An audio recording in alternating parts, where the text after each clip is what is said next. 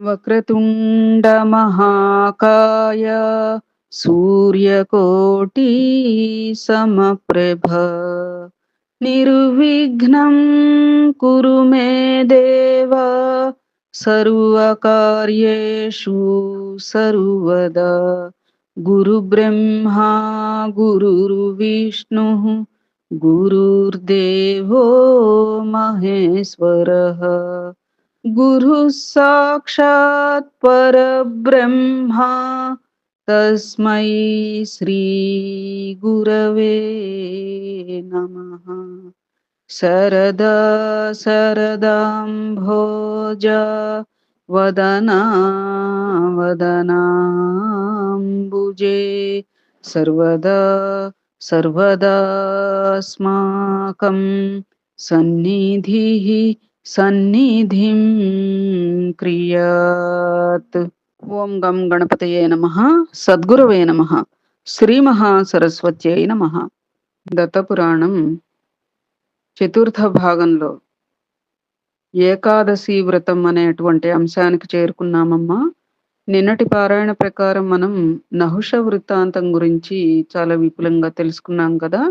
నేడు ఏకాదశి వ్రతం అంటే దత్తాత్రేయుడు ప్రబోధించినటువంటి ధర్మాలను సనత్కుమారుడు అడిగితే నారదుడు వివరించారు అని దీపకుడికి వేదధర్ముల వారు చెప్తున్నారు కదా. ఆ పరంగా మనం ఆ యొక్క ధర్మ సూక్ష్మాలను గురించి తెలుసుకోవడానికి ప్రయత్నం చేద్దాం. ఏకాదశి వ్రతం. సనత్కుమార, సర్వపాప వినాశకంగా సర్వ పుణ్యదాయకంగా ముల్లోకాలలోనూ ప్రసిద్ధికెక్కిన మరి యొక్క వ్రతం మీకు చెబుతున్నాను. దీనిని చతుర్వర్ణాల వారు, స్త్రీ పురుషులు అందరూ చేసుకోవచ్చును. ఇది విష్ణుమూర్తికి అత్యంత ప్రీతిపాత్రం. భక్తితో చేస్తే ముక్తి లభించి తీరుతుంది. దీని పేరు ఏకాదశి వ్రతం. కృష్ణపక్షంలో గాని శుక్లపక్షంలో గాని ఏకాదశి నాడు ఉపవాసం ఉండాలి. భుజించటం మహాపాపం, నరకహేతువు. ఉపవాస ఫలం పూర్తిగా దక్కాలి అంటే దశమి నాటి రాత్రి ఏకాదశి 2 పూటలు, ద్వాదశి నాటి రాత్రి మొత్తం 4 భోజనాలు మానేయాలి.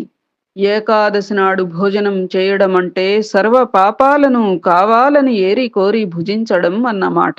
అంచేత ఏకాదశి నాడు 2 పూటలా నిరాహారులై ఉండాలి. బ్రహ్మహత్య మహాపాతకంతో సాటి వచ్చే సర్వ పాపాలు ఏకాదశి నాడు అన్నాన్ని ఆశ్రయిస్తాయి. అంచేత ఆ రోజు భుజించిన వాడికి అవి సంక్రమిస్తాయి. ఇక అతడికి నిష్కృతి ఎలా చెప్పు? పాపాలు చేసిన వారు గాని చేయని వారు గాని ఏకాదశి నాడు నిరాహారులుగా ఉంటే పరమపదం చేరుకుంటారు. ఈ తిథి విష్ణుమూర్తికి అత్యంత ప్రీతిపాత్రం కనుక భవబంధాలను తెగతెంచుకోవాలనుకునేవారు తప్పకుండా ఏకాదశి వ్రతం ఆచరించాలి. దశమి రోజు తెల్లవారుజామునే లేచి దంతధావనాదులు ముగించి తలారా స్నానం చేసి నియతేంద్రియుడై భక్తి ప్రపత్తులతో విష్ణుమూర్తిని ఆరాధించాలి. ఆ రాత్రికి నారాయణ సన్నిధిలోనే నిద్రించాలి. ఏకాదశి నాటి ఉదయము అట్లాగే లేచి స్నానాదికం ముగించుకుని జనార్దనుణ్ణి గంధ పుష్పాదులతో షోడశోపచార విధిపూర్వకంగా అర్చించాలి. అటుపైన ఇలా చెప్పుకోవాలి: పుండరీకాక్ష, ఏకాదశి నాడు ఉపవాసం ఉండి మర్నాడు భోజనం చేస్తాను అచ్యుత శరణు శరణు.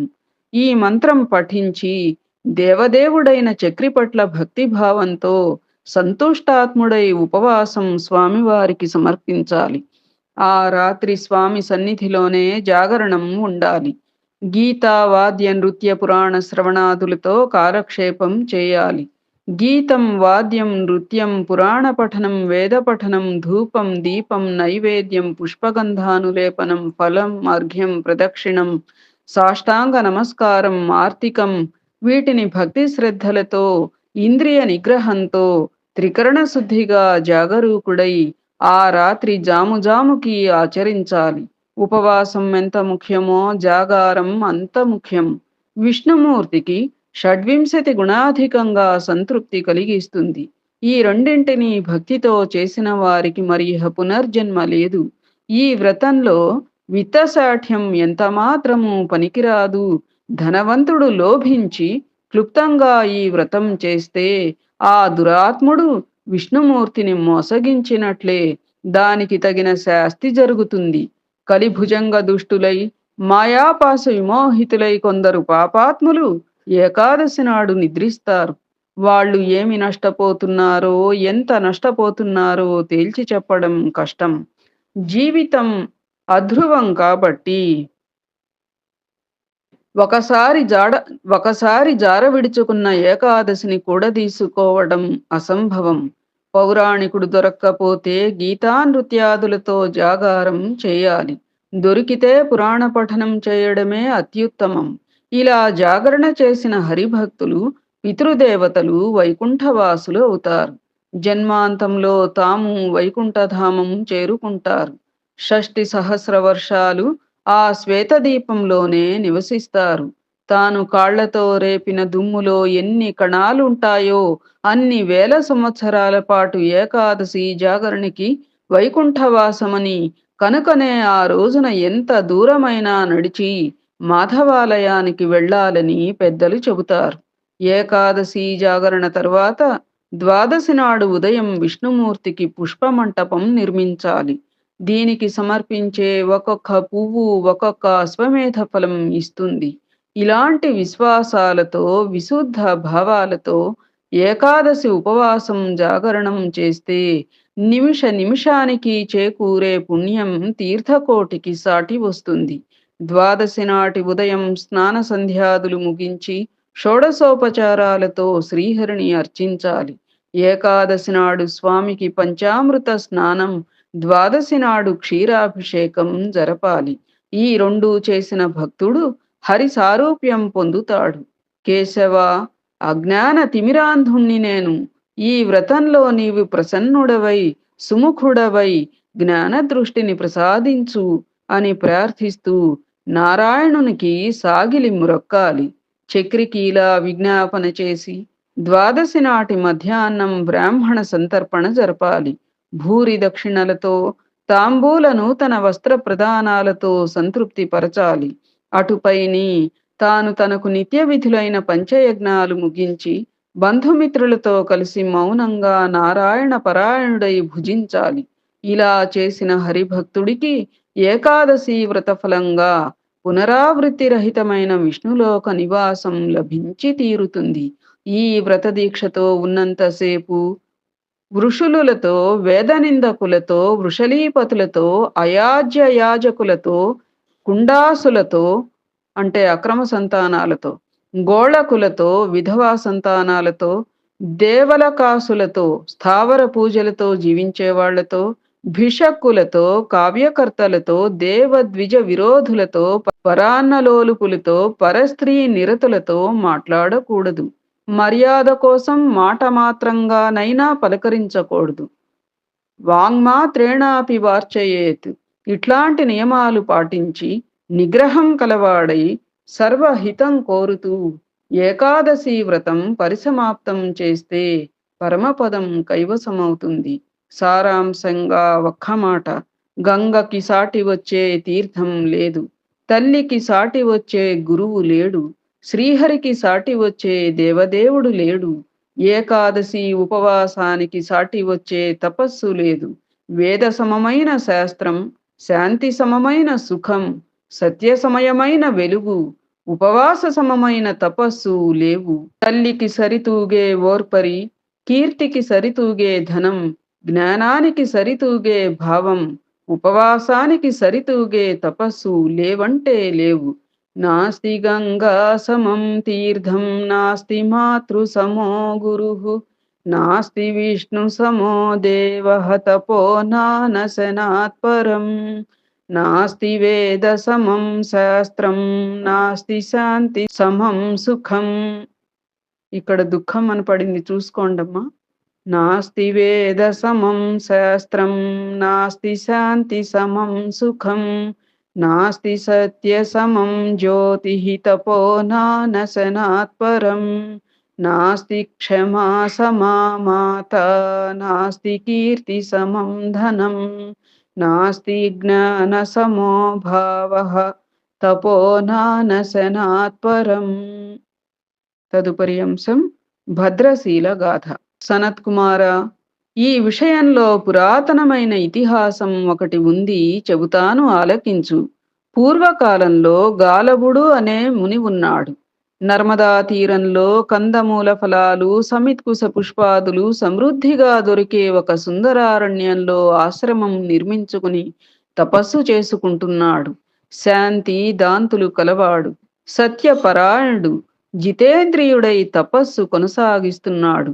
ఆ అరణ్య సౌందర్యం, పక్షి మృగాల కోలాహలం, సిద్ధ చారణ గంధర్వ యక్ష విద్యాధురాదుల్ని సహితం ఆకర్షిస్తూ ఉండేది.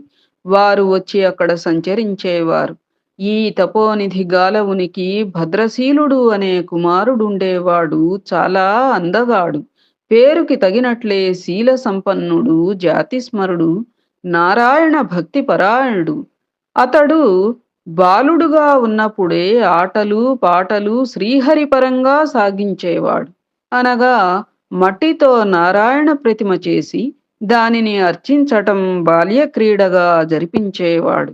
అర్చన ముగిశాక సకల జగత్తులకు సకల శుభాలు కల్పించమని స్వామికి ప్రార్థిస్తూ నమస్కరించేవాడు. ఉన్నట్లుండి ఒక్కొక్క రోజున ఈ రోజు ఏకాదశి అని ఉపవాస దీక్ష స్వీకరించేవాడు. రాత్రి జాగారం చేసేవాడు. బాల్యం నుండి ఇలా హరిభక్తి తత్పరుడైన బిడ్డడిని చూచి తల్లిదండ్రులు ఎంతగానో మురిసిపోయేవారు.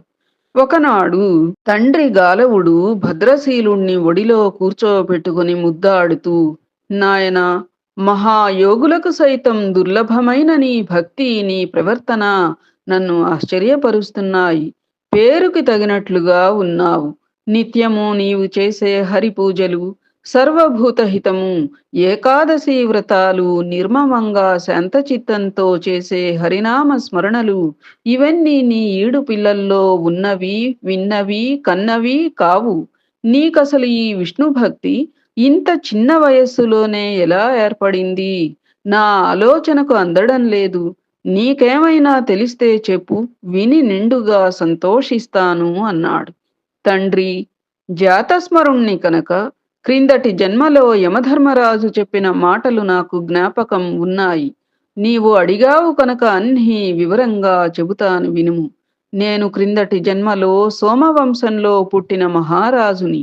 అప్పుడు నా పేరు ధర్మకీర్తి. దత్తాత్రేయుని శిక్షణలో ఆయా వేదశాస్త్రాలు తెలుసుకుని ధర్మబద్ధంగా 9,000 సంవత్సరాలు ఈ భూమిని పరిపాలించాను, కీర్తి గడించాను. ధర్మకీర్తి అనే పేరుని చరితార్థం చేసుకున్నాను. ప్రజలంతా నన్ను దైవంతో సమానంగా చూచేవారు. రాజ్యం అకంటకంగా ధనధాన్య సమృద్ధులతో తులతూగుతోంది. ఆ కీర్తి, ఆ భోగాలు రెండూ కలిసి లక్ష్మీ మదం గట్టిగా తలకెక్కింది. పాషండుల సలహాలు వింటూ అధర్మాలు అనేకం చేశాను. పూర్వ సంచితాలైన పుణ్యాలన్నింటినీ పోగొట్టుకున్నాను. కూడ నియుక్తులు చెబుతూ, వితండవాదాలు చేస్తూ, రాజ్యంలో యజ్ఞయాగాది క్రతువులు, సమస్త ధర్మకార్యాలను, నోములు, వ్రతాలు, జపాలు ఇలా అన్నింటినీ నిలుపుదల చేశాను. నేను అధర్మ మార్గం పడితే నా ప్రజలు అంతకంటే ముందుకు వెళ్ళారు. ఎన్నెన్నో ఘోరాలు చేశారు. వారు చేసిన పాపకృత్యాలలో పరిపాలకుడుగా నా భాగం నాకు దక్కుతూ వచ్చింది. ఇలా రకరకాలుగా పాపం ప్రోగు చేసుకున్నాను. ఒకనాడు 10 మంది స్నేహితులతో కలిసి మృగయా వినోదం కోసం, అంటే వేట కోసం, అడవికి వెళ్ళాను. క్రూర మృగాలను వేటాడి అలసిపోయాను. సాయంకాలం అయ్యేసరికి రేవానదీ తీరం చేరుకున్నాను. అలసి గుర్రాన్ని ఒడ్డున నిలిపి హాయిగా నదిలో స్నానం చేశాను. వేటలో పడి ఉదయం నుండి ఏమీ తినలేదు కనుక నీళ్లతో కడుపు నింపుకున్నాను. ఇంతలో సూర్యాస్తమయం అయింది. నెమ్మదిగా చీకట్లు క్రమ్ముకున్నాయి. సేద తీర్చుకుని జలక్రీడ ముగించి గట్టుకు చేరుకున్నాను. అల్లంత దూరాన మనుజుల అలికిడి అయింది. మెల్లగా నడుచుకుంటూ వెళ్ళాను. ఎవరో సమీప గ్రామస్థులు రేవానదీ తీరంలో గుట్టుగా ఏకాదశి వ్రతం ఆచరిస్తున్నారు. నేను కూడా వారిలో ఒకడినై కూర్చుండిపోయాను. వారితో పాటు ఆ రాత్రంతా జాగారం చేశాను. గుర్రపు స్వారీ, రోజంతా వేట, తిండి తిప్పలు లేకపోవటం, జాగరణం అన్నీ కలిసి అలసటలో ప్రాణాలు ఎగిరిపోయాయి. భీకరాకారులు యమభటులు ప్రత్యక్షమయ్యారు. నన్ను యమపాశాలతో బంధించి యమలోకానికి తీసుకుపోయారు. యమధర్మరాజు ముందు నిలబెట్టారు.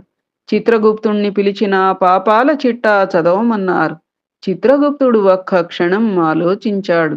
యమధర్మరాజా, ఈ ధర్మకీర్తి తొలినాళ్లలో ధర్మాత్ముడు శ్రీ దత్తాత్రేయ గురువర్యుని దర్శనం, స్పర్శనం, సంభాషణం వలన ధర్మశాస్త్రాలన్నీ ఎరిగి ధర్మబద్ధంగా జీవించిన వ్యక్తి. ఆ తరువాత కొన్నాళ్లకు సాంగత్య దోషాల వల్ల అధర్మాత్ముడిగా మారిపోయాడు. ఇతడు చేయని పాపం లేదు. కాని దత్తస్వామి కృప వలన నిన్న ఏకాదశి వ్రతం ఆచరించాడు. నిరాహారుడై హరిపూజలో పాల్గొన్నాడు, జాగరణం చేశాడు, ప్రాణాలు వదిలేశాడు. తెలిసి చేసినా తెలియక చేసిన పాపఫలం తప్పనట్లుగానే పుణ్యఫలమూ తప్పదు. కనుక ఈ వ్రతంలో ఇతడి పాప సముద్రాలన్నీ ఇంకిపోయాయి, పుణ్యఫలమే మిగిలి ఉంది. చిత్రగుప్తుడు ఇలా చెప్పేసరికి తండ్రి, యమధర్మరాజు సింహాసనం నుండి దిగివచ్చి నాకు సాష్టాంగపడ్డాడు. షోడశోపచారాలు చేశాడు. యమభటుల్ని అందరినీ పిలిచి ఇలా ప్రకటించాడు: దూతలారా, మీకందరకు ఒక హితం చెబుతున్నాను, శ్రద్ధగా వినండి. ధర్మపరాయణులై జీవితాలు గడిపి అసూల బాసిన వారిని ఎవ్వరినీ నా దగ్గరకు తేకండి. విష్ణు భక్తి పరాయణులను, వారి బంధుమిత్రులను, దైవం పట్ల కృతజ్ఞతాభావంతో జీవించే వారిని, ఏకాదశి వ్రతపరుల్ని, జితేంద్రియుల్ని, నారాయణ అచ్యుత అని భవార్తి శమనం కోసం హరినామస్మరణ బిడియపడకుండా బిగ్గరగా చేసే వారిని విడిచిపెట్టండి. వీళ్ల జోలికి మీరు వెళ్ళవద్దు, దూరం తొలగి వచ్చేయండి. వీళ్లకి నేను వేసే శిక్ష ఏమీ లేదు. స్వాచారపరులు, గురు సేవకులు, సత్పాత్రదాన నిరతులు, పాషండ సాంగత్య దూరులు, సత్సంగలోలుపులు, హరిహర సమబుద్ధిమంతులు, ఉపకారశీలురు, బ్రాహ్మణ భక్తి కలవారు, వీరి జోలికి మీరు పోవద్దు. వీరిని ఎప్పుడూ నా సన్నిధికి తేవద్దు. తల్లిదండ్రుల్ని ఏడిపించుకు తినేవాళ్లని, లోకకంటకుల్ని, బ్రహ్మద్వేషుల్ని, దేవుడి సొమ్ము దిగమ్రింగే వాళ్ళని, జననాశకారుల్ని, ఇలాంటి అపరాధుల్ని పట్టి తీసుకురండి. నా సమక్షంలో నిలబెట్టండి, తగిన శిక్షలు విధిస్తా. ఏకాదశి వ్రత పరాంముఖుల్ని, ఉగ్రశీలురు, లోకోపవాద నిరతులు, పరదూషణ పరాయణులు, గ్రామ వినాశకులు, ఉత్తముల్ని నిందించేవారు, బ్రాహ్మణుని సొమ్ము కాజేసిన వారు, వీళ్లని బంధించి తీసుకురండి. వీళ్లతో మనకు పని. నోరారా హరినామం జపించని వారు, హరికి నమస్కరించని వారు, హరికోవెలలకు వెళ్ళని వారు, వీళ్లని వెతికి వెతికి పట్టుకుని రండి. ఇటువంటి మహాపాప ప్రశస్తులు మనకి కావాలి. తండ్రి, యమధర్మరాజు తన భటులకు జారీ చేసిన ఆజ్ఞలను విన్నాను. నాలో గొప్ప అనుతాపం బయలుదేరింది. చేసిన పాపకృత్యాలన్నీ కళ్ళ ఎదుట మెదిలి పశ్చాత్తాపం చెందాను. ఆపుకోలేని దుఃఖంతో వలవలా ఏడ్చాను. యమధర్మరాజు ఓదార్చాడు. దుఃఖపడకు. ఏకాదశి వ్రతం వల్ల, ఈ అనుతాపం వల్ల, సద్ధర్మ శ్రవణం వల్ల నీవు పాపరహితుడివే కాదు, మహాపుణ్యాత్ముడవయ్యావు అంటూ ఉండగానే నాకు నారాయణ రూపం వచ్చేసింది. సహస్ర సూర్య సంకాసుడిని అయిపోయాను. యమధర్మరాజు మళ్లీ నాకు సాష్టాంగపడ్డాడు. యమదూతలందరూ సాగిలపడి మ్రొక్కారు. అంతలోకి 100 దివ్య విమానాలు వచ్చాయి. ఒకదానిలో కూర్చోపెట్టి వైకుంఠానికి సాగనంపారు. అక్కడ దివ్య భోగాలు అనుభవిస్తూ, దివ్య విమానాలలో సంచరిస్తూ కొన్ని వేల సంవత్సరాలు గడిపాను. అటుపైన ఇంద్రలోకానికి పంపారు. అక్కడ అందరి దేవతల నమస్కారాలు అందుకుంటూ, ఇంద్రభోగాలు అనుభవిస్తూ మరికొన్ని వేల సంవత్సరాలు ఆనందించి, ఏకాదశి పుణ్యఫలం నిల్వలు కరిగిపోవడంతో భూగోళానికి తిరిగి వచ్చాను. మీ ఇంట బిడ్డనై జన్మించాను. జాతి స్మరుణ్ణి కనుక పూర్వజన్మ వృత్తాంతమంతా నాకు గుర్తుంది. యమధర్మరాజు ప్రబోధించిన మేరకు ఆ బాల్యము హరిభక్తిని ఆచరిస్తున్నాను. ఏకాదశి వ్రతాలు, ఉపవాసాలతో జాగరణలు చేస్తున్నాను. అనుకోకుండా ఉపవాసం ఉండి జాగారం చేస్తేనే ఇంత ఫలం నాకు దక్కింది అంటే, ఇహ కావాలని భక్తితో ఏకాదశి వ్రతం చేసే వారికి దక్కే ఫలం గురించి ఏమి చెప్పను, ఎంతని చెప్పను. అంచేత తండ్రి, అప్పటి నుండి నేను ఈ ఏకాదశి వ్రతాలు చేస్తున్నాను. అహరహము విష్ణు పూజలు చేస్తున్నాను. నా ఆకాంక్ష పరమపద ప్రాప్తి. పరమానందదాయకమైన ఆ విష్ణులోకం చేరుకోవాలి అంటే భక్తి శ్రద్ధలతో ఏకాదశి వ్రతం చేయడం ఒక్కటే సులువైన మార్గం. ఈ కథ విన్నవారు, చదివినవారు కూడా సర్వ పాప విముక్తులై జన్మాంతంలో విష్ణులోకం చేరుకుంటారు. సాయిరాం. శ్రీలక్ష్మీనారాయణాభ్యాం నమః. నాయనా భద్రశీల, నిన్ను పుత్రుడిగా పొంది మా జన్మలు ధన్యమయ్యాయి. మా వంశం తరించింది. నీ వలన హరిభక్తి మహిమ తెలుసుకోగలిగాను. ఏకాదశి వ్రత మహిమ గుర్తించగలిగాను. తండ్రినన్న మాటే గాని నాకు తెలియని రహస్యాలు నీవు ఎన్నో బోధించావు. నిజానికి నువ్వే నా తండ్రివి నాయనా, నా గురువువి. నాయనా, ధర్మకీర్తిగా నువ్వు రాజ్యం చేస్తున్న రోజుల్లో దత్తస్వామి శిక్షణ పొందానన్నావు. వేదశాస్త్రాలు, ధర్మాధర్మాలు, ఆచార వ్యవహారాలు ఆ యోగీంద్రుడు నీకు బోధించాడు అన్నావు. ఆ బోధలు వినాలని ఉంది. జాతి స్మరుడువి కనుక నీకు అన్ని విషయాలు గుర్తుండి ఉంటాయి. ఒకసారి జ్ఞాపకం తెచ్చుకుని క్లుప్తంగానైనా ఎరుకపరిస్తే ధన్యుడిని అవుతాను. తండ్రి, పూర్వజన్మలో ఒకసారి సహ్యాద్రికి వెళ్ళాను. అక్కడ ఆశ్రమం నిర్మించుకున్న అత్రిపుత్రుణ్ణి దర్శించాను. మధుమత్తుడై పాడుతున్నాడు, ఆడుతున్నాడు. కుడి చేతిలో మధు చషకం, ఎడమ చేతి క్రింద జగదేక సుందరి, ఎరుపెక్కిన కన్నులు, తడబడుతున్న మాటలు, మధ్య మాంసాల కంపుకి జోరుగా ముసురుతున్న ఈగలు అల్లంత దూరం నుండి చూచి అక్కడే సాష్టాంగపడి లేచి సాంజలి బంధంగా ఒకంత ముందుకి వంగి నిలబడ్డాను. దత్తప్రభువు నా వైపుకి చూచాడు. చేతిలో మధుపాత్ర నా పైకి విసిరాడు. వెంటనే ఒకపాటి చేతికర్ర కూడా విసిరాడు. ఆ పైన ఒక ఇటుకరాయి విసిరాడు. దెబ్బలు తగలకుండా తప్పించుకుని నిలబడ్డాను. నన్ను భయపెడుతూ తరమడానికి వచ్చాడు. నేను చెలించలేదు. అలాగే నమస్కరించి నిలబడ్డాను. దత్తాత్రేయుడు వెనుదిరిగి వెళ్ళిపోయాడు. ఆనాడే నేను స్వామి పరివారంలో సభ్యుడిని అయ్యాను. నిత్యము సేవలు చేస్తున్నాను. ఎన్నో సంవత్సరాలు గడిచాయి. ఏనాడు నన్ను పలకరించని స్వామి, నా వైపు చూపులన్నా నిగిడించని స్వామి ఒకనాడు నన్ను కరుణించారు. కరుణామృత ధారల్ని కురిసే చూపుల్ని నా పైకి ప్రసరింపచేశారు. ఎందుకోసం వచ్చావు, ఏమి కావాలని వచ్చావు అని మృదువుగా అడిగారు. ప్రభూ, ధర్మస్వరూపం తెలుసుకోవాలని ఆశగా వచ్చాను అన్నాను అభ్యర్థనగా. ధర్మకీర్తి, తెలుసుకోగానే సరే, ఆచరించవద్దు? సరే అని అయితే చెబుతాను విను అని ఒక వింతైన చిరునవ్వు నవ్వి ధర్మాలను, ధర్మ సూక్ష్మాలను ఎన్నింటినో నాకు ఉపదేశించారు దత్తప్రభు. అన్నింటినీ అవగతం చేసుకుని స్వామికి కృతజ్ఞతగా నమస్కరించి అనుమతి తీసుకుని రాజధానికి చేరుకున్నాను. ధర్మబద్ధంగా పరిపాలన సాగించాను. ఏ జన్మ పాపమో దుష్ట సాంగత్యానికి లోనై ధర్మం తప్పి పాపాలు మూటగట్టుకున్నాను. చివరకు మళ్ళీ దత్తస్వామి కృప వల్లనే మరణవేళ సత్సాంగత్యం లభించింది. యముడి ధర్మ ప్రబోధాలు వినగలిగాను. విష్ణు భక్తుణ్ణి కాగలిగాను. సరే, దత్తస్వామి చేసిన ధర్మ ప్రబోధాలు చెప్పమన్నావు గదా, శ్రద్ధగా ఆలకించు. దత్తదేవుడు ఆ జన్మలో నన్ను సంబోధించి చెప్పిన ధర్మాలు యథాతథంగా నీకు వినిపిస్తాను. దత్తుడు ప్రబోధించిన వర్ణాశ్రమ ధర్మాలు.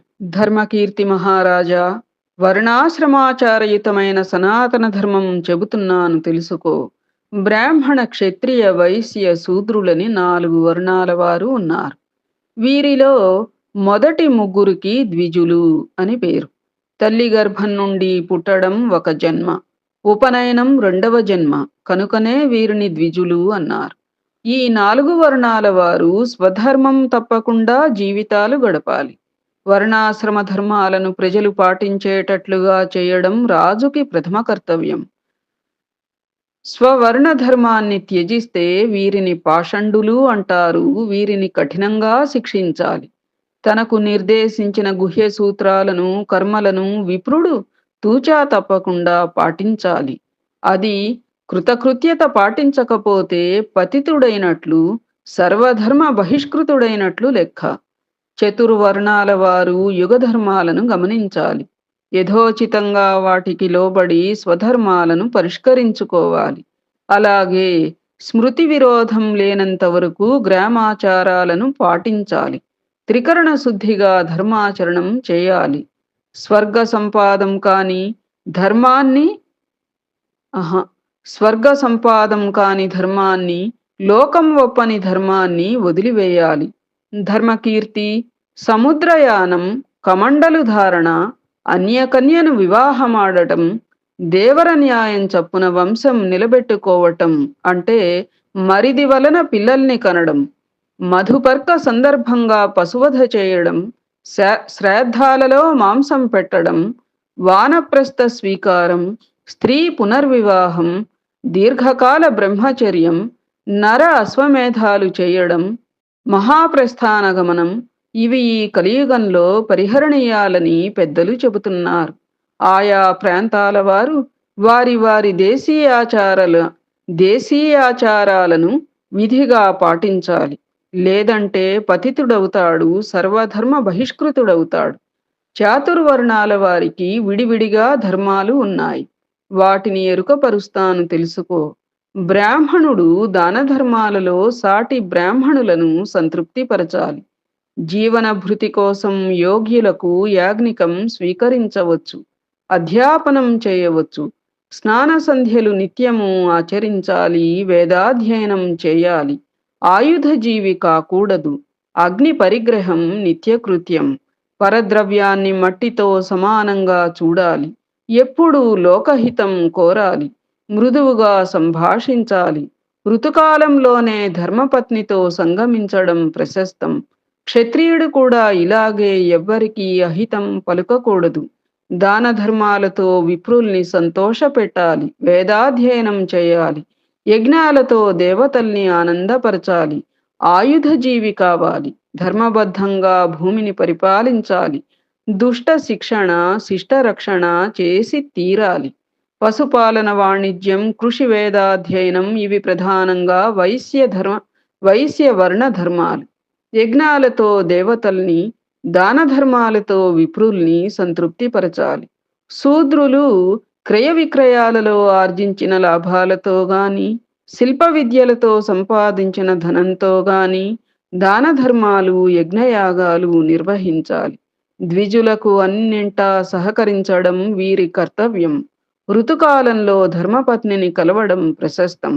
లోకహితం కోరడం, మంగళప్రదంగా, ప్రియంగా, మృదువుగా మాట్లాడటం. అనాయాసిత్వం అంటే అట్టే శ్రమ లేకుండా నిపుణంగా పనులు చేయడం. మహోత్సాహిత్వం, నిగర్విత్వం, సహనగుణం, తితిక్ష ఇవన్నీ అన్ని వర్ణాల వారికి సాధారణ ధర్మాలు. తమ వర్ణాశ్రమాలకు తగిన కర్మలను అనుష్ఠించడం ద్వారా అందరూ ముక్తికి అర్హులవుతారు. ఆపత్కాలంలో బ్రాహ్మణుడు క్షత్రియాచారాన్ని, క్షత్రియుడు వైశ్యాచారాన్ని ఆశ్రయించవచ్చు. ఇది ఆపద్ధర్మం మాత్రమే. వర్ణాలు లాగానే ఆశ్రమాలు కూడా 4, 5వది లేదు. బ్రహ్మచర్యం, గృహస్థాశ్రమం, వానప్రస్థం, సన్యాసం. కర్మయోగరతులై, నిస్పృహులై, శాంత మనస్కులై, స్వకర్మ పరినిష్ఠితులై అన్ని ఆశ్రమాల వారు పునరావృత్తి రహితమైన ముక్తిని పొందగలుగుతారు. వీటిలో స్వకర్మను పరిత్యజించి పరకర్మను ఆశ్రయించిన వాడు పాషండు అనబడతాడు. అతడే సర్వధర్మ బహిష్కృతుడు. తదుపరి అంశం షోడశ సంస్కారాలు. అన్ని వర్ణాల వారికి గర్భాధానాది సంస్కారాలు 16 ఉన్నాయి అని కూడా తెలుసుకోవడం అవసరం. గర్భాధానం, పుంసవనం, సీమంతం, జాతకర్మ, నామకరణం, అన్నప్రాసనం, చౌలం, ఉపనయనం, ప్రజాపత్యం, సౌమ్యం, ఆగ్నేయం, వైశ్వదేవం, గోదానం, సమావర్తనం, వివాహం, అంత్యకర్మం. ఇవి షోడశ సంస్కారాలు. వీటిలో గర్భాధానం పురుషుడికి సమంత్రకంగా, స్త్రీకి అమంత్రకంగా చేయాల్సిన సంస్కారం. తొలిచూలు గర్భిణికి 4, 6, 7, 8 మాసాలలో సీమంత సంస్కారం చేయాలి. పుత్రోదయం కాగానే తండ్రి కట్టుబట్టలతో సహా స్నానం చేయాలి. స్వస్తి వాచన పూర్వకంగా నాంది శ్రాద్ధం ఆచరించాలి. బంగారంతో గాని, ధాన్యంతో గాని జాత శ్రాద్ధం చేయాలి. అన్నంతో మాత్రం చేయరాదు. సూతకమయ్యాక యథావిధిగా మౌనంగా తండ్రి బిడ్డకు నామకరణం చేయాలి. అర్ధవేది అనగా అతి ప్రకటితమైన అర్థం కలది. అర్థహీనం అతి గుర్వక్షరాన్వితం విషమాక్షర సహితమైన పేరును పెట్టకూడదు. గుహ్య సూత్రోక్త ప్రకారంగా 3, 5, 6, 7, 8 సంవత్సరాల వయస్సులో బిడ్డడికి చౌల సంస్కారం చేయాలి. దైవయోగం వలన ఈ గర్భాధానాది సంస్కారాలకు కాలాతిక్రమణం జరిగితే పాదకృచ్ఛ్ర ప్రాయశ్చిత్తం, చౌలానికి కాలాతిక్రమణం జరిగితే అర్ధకృచ్ఛ్ర ప్రాయశ్చిత్తం చెయ్యాలి. గర్భాష్టమంలో గాని 8 ఏళ్ల వయస్సున గాని పుత్రుడికి ఉపనయనం చేయాలి. అధమపక్షం 16 ఏళ్ల లోపులో జంధ్యం వేయాలి. క్షత్రియుడికి 11వ ఏట ప్రశస్తం. అధమపక్షం 22 ఏళ్లు దాటేలోగా. వైశ్యుడికి గర్భ ద్వాదశంలో ఉపనయనం ఉత్తమ పద్ధతి. అధమపక్షం 24 ఏళ్ల వయస్సు దాటేలోగా చేయడం మంచిది. బ్రాహ్మణ వటువు కాషాయాంబరం, క్షత్రియ వటువు మాంజిష్టాంబరం, వైశ్య వటువు హరిద్రాంబరం ధరించాలి. ఉపనయనానంతరం ఈ వటువులు గురుకులంలో నివసిస్తూ గురు శుశ్రూష చేస్తూ వేదాధ్యయనం సాగించాలి. తెల్లవారుజామునే స్నానం చేయడం, గురువుగారికి సమిత్కుశ ఫలాదుల్ని అడవి నుండి తెచ్చి అందించడం వీరి నిత్యకృత్యం. యజ్ఞోపవీత అజిన దండాలను ధరించి ఉండాలి. వీటిలో ఏది ఎప్పుడు తెగినా విరిగినా వెంటనే సమంత్రకంగా కొత్తది ధరించి పాతదాని నీటిలో వదిలిపెట్టాలి. బ్రహ్మచారులు భిక్షాన్నంతోనే జీవించాలి. శ్రోత్రియుల ఇళ్లలోనే భిక్షాటన చెయ్యాలి. భవతి భిక్షాం దేహి అని బ్రాహ్మణ వటువు, భిక్షాం భవతి దేహి అని క్షత్రియ వటువు, భిక్షాం దేహి భవతి అని వైశ్య వటువు భిక్షను అభ్యర్థించాలి. సంబుద్ధి ఆది మధ్య అంతాలలో క్రమంగా రావాలి. ఉభయ సంధ్యల్లో అగ్నికార్యం చేయాలి. అటుపైన భిక్షాన్నం తెచ్చుకొని గురువుగారికి నివేదించి వారి అనుజ్ఞతో మౌనంగా భుజించాలి. మధువు, స్త్రీ, మాంసం, లవణం, తాంబూలం, దంతధావనం, ఎంగిలి తినటం అనగా ఉచ్చిష్ట భోజనం, పగటి నిద్ర, గొడుగు, పాదుకలు, చందన గంధాది పరిమళ ద్రవ్యాలు, జలకేళి, ద్యూతం, గీత నృత్య వాద్యాదులు, పరివాదం, ఉపతాపం, విప్రలాపం, అంజనం, పాషండ జన సంయోగం, శూద్ర సంగం వీటిని పరిహరించాలి. తదుపరి నమస్కార విధి అనే అంశం రీత్యా రేపు కొనసాగించుకుందామమ్మా. ఏతత్ ఫలం సర్వం సద్గురు చరణారవిందార్పణమస్తు. సద్గురవే నమః. శ్రీమాత్రే నమః. శ్రీ సీతారామ లక్ష్మణ భరత శత్రుఘ్న సహిత హనుమతే నమః. జై శ్రీరామ్.